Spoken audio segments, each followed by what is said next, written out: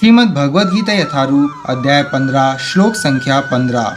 सर्वस्य चाहं हृदि सन्निविष्टो मत्तः स्मृतिर्ज्ञानम् अपोहनं च वेदैश्च सर्वैरहमेव वेद्यो वेदांतकृत वेदविद एव चाहम।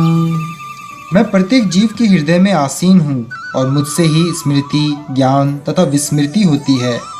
मैं ही वेदों के द्वारा जानने योग्य हूँ। निसंदेह मैं वेदांत का संकलन करता तथा समस्त वेदों का जानने वाला हूँ। तात्पर्य: परमेश्वर परमात्मा रूप में प्रत्येक जीव के हृदय में स्थित हैं और उन्हीं के कारण सारे कर्म प्रेरित होते हैं।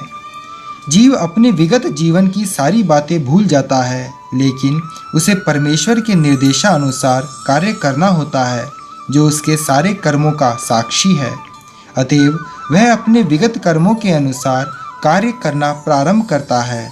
इसके लिए आवश्यक ज्ञान तथा स्मृति उसे प्रदान की जाती है, लेकिन वह विगत जीवन के विषय में भूलता रहता है। इस प्रकार भगवान न केवल सर्वव्यापी हैं, अपितु वे प्रत्येक हृदय में अंतर्यामी भी हैं। वे विभिन्न कर्म फल प्रदान करने वाले हैं। वे न केवल निराकार ब्रह्म तथा अंतर्यामी परमात्मा के रूप में पूजनीय हैं, अपितु वे वेदों के अवतार के रूप में भी पूजनीय हैं।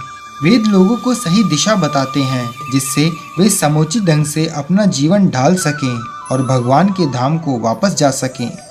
वेद भगवान कृष्ण विषय ज्ञान प्रदान करते हैं और अपने अवतार व्यासदेव के रूप में कृष्ण ही वेदांत सूत्र के संकलन करता है।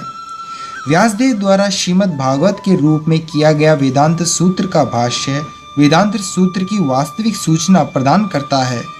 भगवान इतने पूर्ण हैं कि बद्ध जीवों के उद्धार हेतु वे उसके अन्न के प्रदाता एवं पाचक हैं, उसके कार्यकलापों के साक्षी हैं तथा वेदों के रूप में ज्ञान के प्रदाता हैं। वे भगवान श्री कृष्ण के रूप में भगवद गीता के शिक्षक हैं। वे बद्ध जीव द्वारा पूज्य हैं। इस प्रकार ईश्वर सर्व कल्याणप्रद तथा सर्व दयामय हैं। अंतः प्रविष्टः शास्ता जनानाम। जीव ज्यों ही अपने इस शरीर को छोड़ता है इसे भूल जाता है, लेकिन परमेश्वर द्वारा प्रेरित होने पर वह फिर से काम करने लगता है।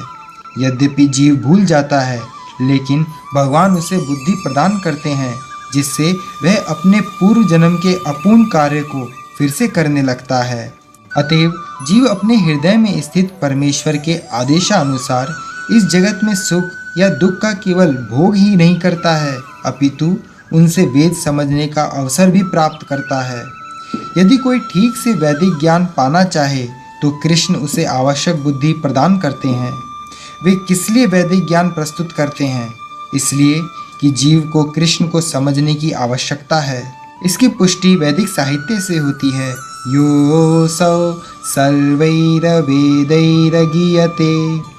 चारों वेदों, वेदांत सूत्र तथा उपनिषदों एवं पुराणों समेत सारे वैदिक साहित्य में परमेश्वर की कीर्ति का गान है। उन्हें वैदिक अनुष्ठानों द्वारा, वैदिक दर्शन की व्याख्या द्वारा तथा भगवान की भक्ति में पूजा द्वारा प्राप्त किया जाता है।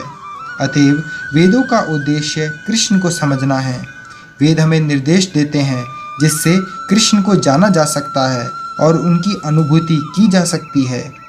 भगवान ही चरम लक्ष्य हैं। वेदांत सूत्र में इसकी पुष्टि इन शब्दों में हुई है, तत्तु समन्वयात्।